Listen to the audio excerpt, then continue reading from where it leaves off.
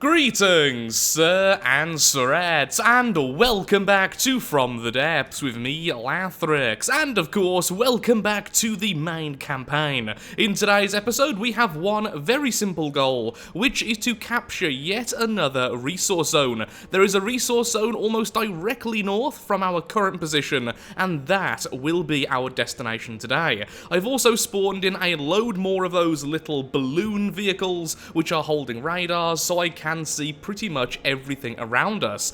And I found out something rather helpful. It turns out, when the enemy attacks us, it will always leave a portion of its forces behind in order to take this square once again, which means we will never be fighting the enemy as a cohesive whole as long as we keep on taking this tile back and then simply leaving it. It simply splits up all of the enemy forces. So right now we are about to go into a battle between the Blargle and Minicorn versus the Bomber and Brawler from the first enemy faction. I'm surprised the other factions haven't yet attacked us, but at the same time, I'm also incredibly happy about that. And now that we have two resource zones, I will be spawning in a second ship and then a second submarine, after which I will then be creating a new vehicle, most likely a true thruster craft or some kind of helicopter, maybe a quadcopter or something else. It all depends on, well, honestly, how the build goes. Before we continue, I should also say, once again, I have swapped my microphone. I've only just now came back from my birthday, and thank you so much for all of the birthday wishes in the previous video.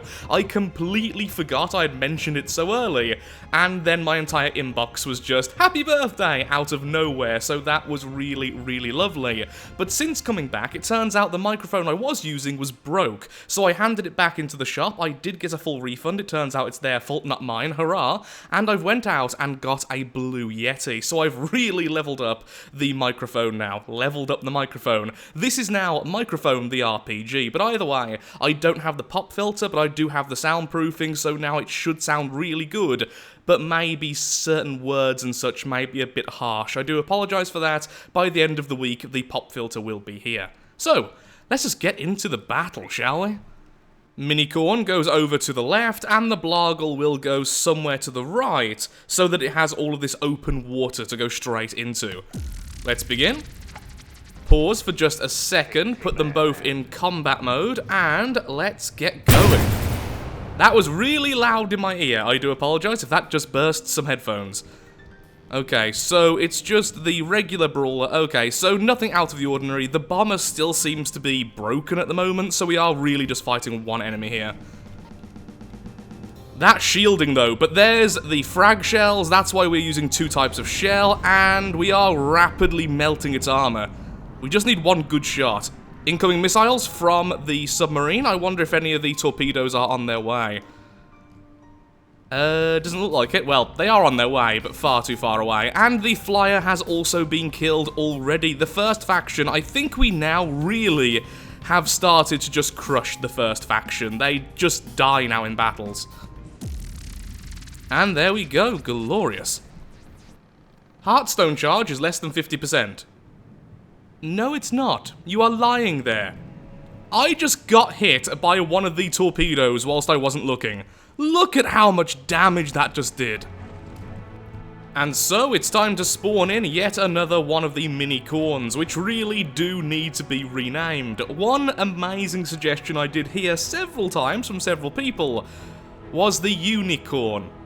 At some point I will build something with a ram, and I swear I am going to call it the Unicorn, because it just has to happen.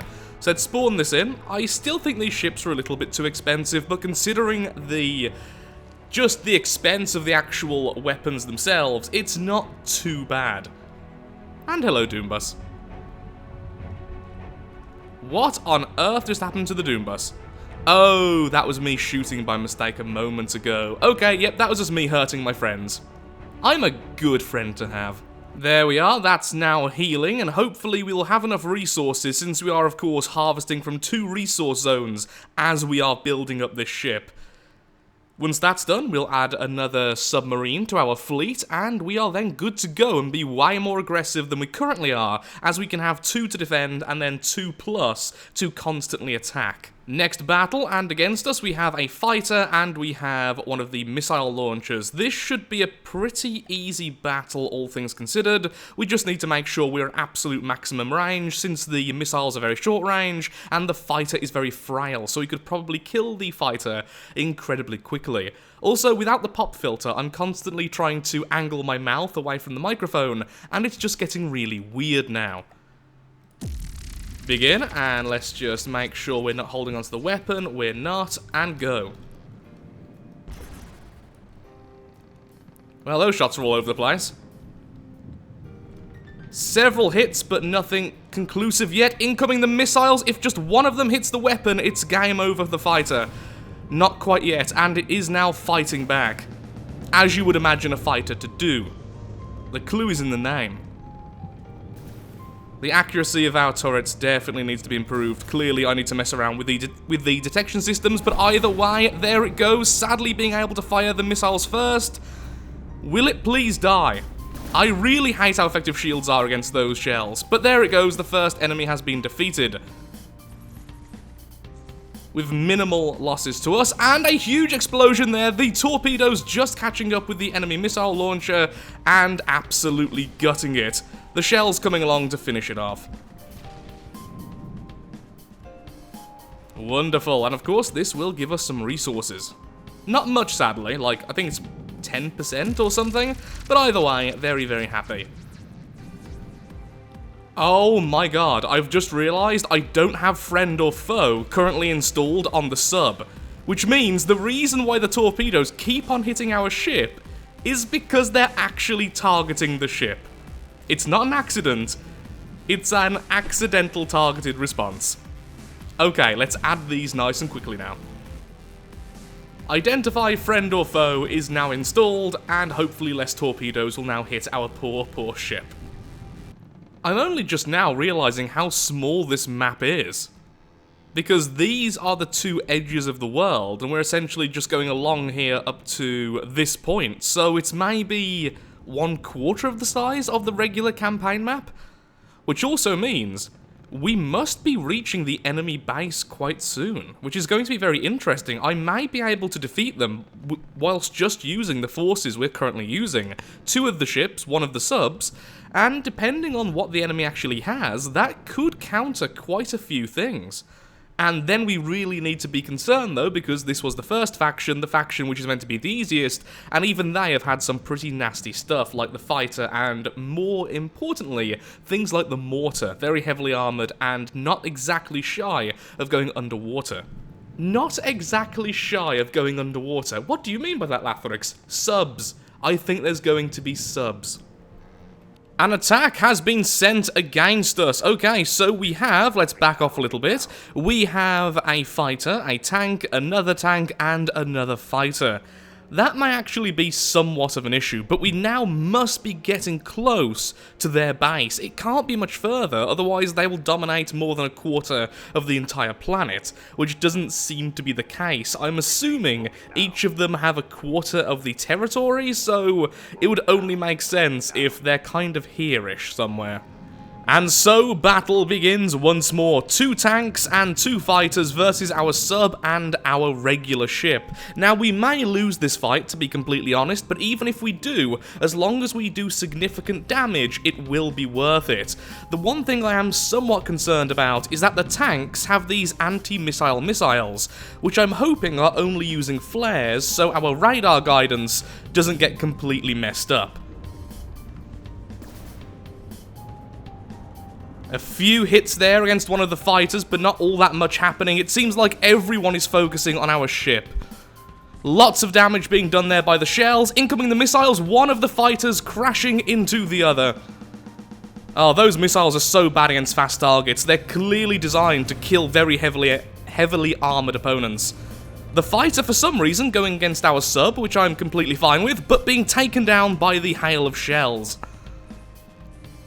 The enemy missiles seem like they're not quite in range, so what I'm going to do is turn off our propulsion so we don't get any closer. Both tanks have seemingly died, probably from both the torpedoes and the missiles, in addition to the fact we're now focusing on them with the ship as well. Okay then, so far it's been honestly quite brutal. We are really going through the enemy a lot faster than I originally expected. How's the sub doing? Did it take any major damage, or... Nope, just sort of rocking in place happily. Taking command. All is good then. Let's carry on and take over more land. We have found the gathering pod. That was our major goal today. So let's get you into position there, and you can start moving towards here as well. Currently, the brawler isn't repairing because somehow I've gone like 15 over the block limit. I have no idea how I've done this, but because of that, it can't heal to 100%. And that's actually quite a large force. What we could do, I don't know if this will work, is we could lure them out, go through this tile, then hopefully what will happen is that some of their forces will be just left here to defend the tile.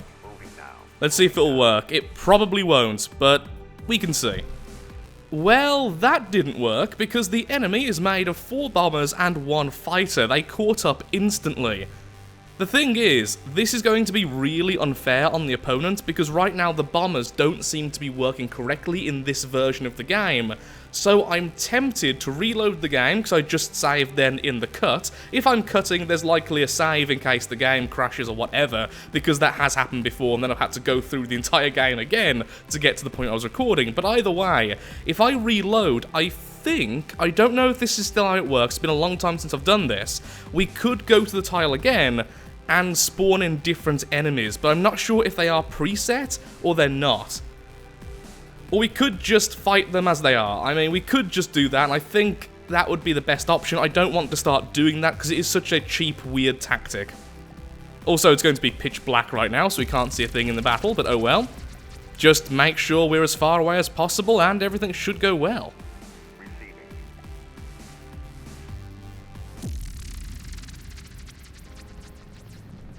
Okay, pause time, we are already fighting, and there they are. The fighter is on the bottom there, and there's all the other bombers.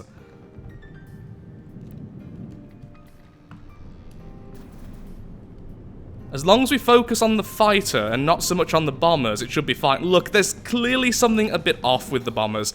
Oh, well, I've been killed. Whoopsie daisy, that's the problem with standing on the top. And down goes the fighter. It seems like the shells once again were victorious, and still we do need to improve the detection systems. Oh, I forgot I need to be on here. There we go, not dying. So it's just going to be a slow matter of time until we kill these guys. Yep, it's going to be a while, but it's pretty much an inevitable victory. And then we can go pirate mode and capture the gathering pod again. So I'll be right back once that happens. Oh, can we at least see one death, please? And no, we can't. It's going to be a little while. I think I am going to change... There we go, there's one dying and being shot into space. I think I am going to change the missiles on the brawler. Although they are really brutal missiles, going for at least a bit more agility might be worth it. Just because of the sheer amount of misses. One extra bit of speed, one extra bit of agility, so an extra pair of fins, and a little bit more in the way of fuel, so that we can increase the engines a little bit, might do a very good service. Because as you can see, against any sort of enemy which isn't static, they just miss. And finally, the battle is over after I upgraded the missiles, well, changed the missiles, so that they are now far less powerful, but far more accurate and far, far faster. In fact, they're almost double the speed, and about 3 times as agile. The con, of course, is that I've removed 3/4 of the warheads, so they're more of a jack-of-all-trades missile now, but won't do as well against heavily armoured opponents. So all we need to do now is go and capture the next point. So I'm going to do this to move you over to there slowly, and you can go on over to here, and I will make sure to turn off the AI as soon as we get there. Once again, it's time for some glorious clumsy pirating. At some point, I really need to mess around with all of these stats again, since we have leveled up so much right now, and even have some item points we can spend. We could easily have a bit of fun with this. For instance, salvo batteries.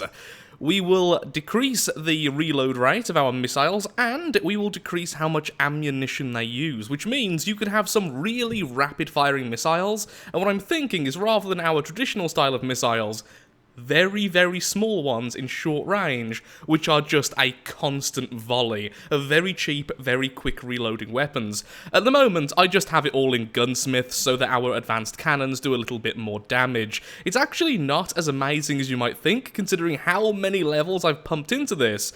At the moment, my inaccuracy is reduced to 75%, the reload time is 75%, and the ammo use is 61%. So, it's fairly helpful, but it's more helpful if I wasn't using the barrel-fed loaders like I am currently. Sorry, not the belt-fed loaders, rather. If I wasn't using those, this would be more significant, but since the belt-fed loaders are so fast anyway, that doesn't really come into play too much. The gunsmiths, however, simply increases the speed of the shells and makes you more accurate, which really shows how inaccurate these shells must be at this point. I think going a little bit more balanced might help, especially with some things like mining and such to mine areas faster.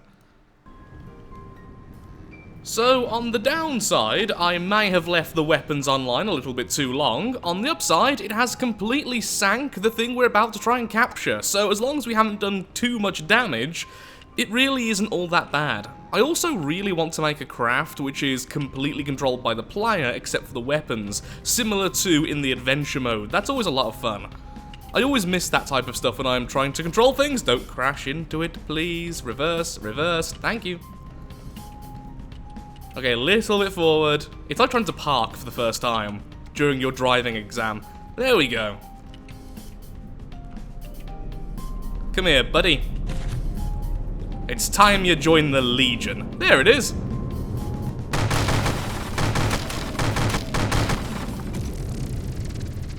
And it's all over. Fantastic. Let me out before I die. Nope, stop. Ah, it's enacting horrible revenge. I'm stuck on something which doesn't exist. Help. Oh yeah, why didn't I just teleport? Okay, never mind. Everything's fine.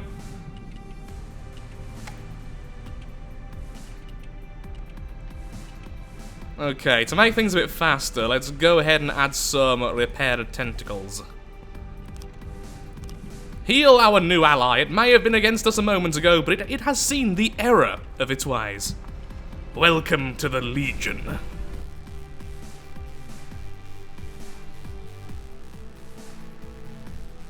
Wonderful, there it goes, working away as intended. So now, let's get our balloon set up so we can see where we should go next. We now have 3 resource zones all being harvested.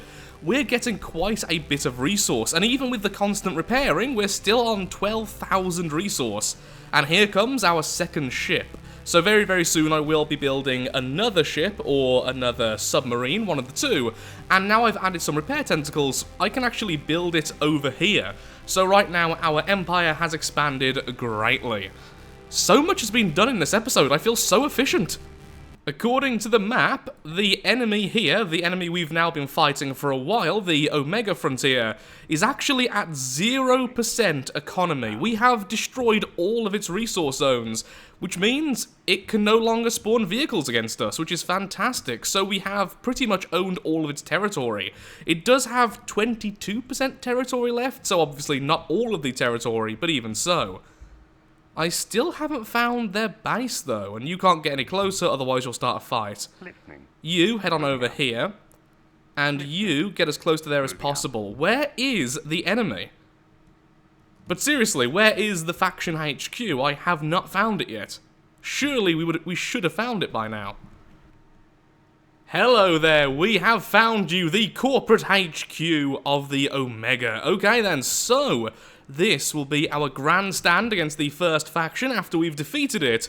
All is well. It seems like, yes indeed, it cannot spawn in any more forces. As you can see, Fortress Strength 6.28, that normally increases until it spawns a new group, and it's currently frozen because we've taken over all of the resource zones. And so it is ours to destroy, and hopefully hours to capture. Who said something devoted to the blood god couldn't do at least a little bit of healing? The mega fleet is here. So we have 2 blargles and 2 minicorns. I swear I will rename them at some point. Let's go into glorious battle. Why are you all so slow? Clearly, I've saved them after they haven't been moving for a while, so their default stats are really low, even though that's not the case. They should be able to move at around about 12. The Strength 64 is now beginning its attack. So, against us, we have 2 fighters, we have 2 brawlers, and we have 2 of the missile launchers, although one of the brawlers is happily doing our job for us and attacking the missile launcher. Also taking a lot of hits there over on our second minicorn. Whoa, a load of hits actually. We may lose that ship. Incoming missiles, which are now far more accurate and speedy. So hopefully a few hits will land. Come on, thank you, shells, starting off the descent and then the missiles finishing it off. Some terrible cameramanship from me since there's so much going on there, and let's go back to where the enemy are. Okay. Some of the torpedoes have just hit underneath, and there we go, the shells finishing off the first of the 2 brawlers. The other missile launcher is already defeated, and this one is now being peppered by both of the minicorns, resulting in glorious death.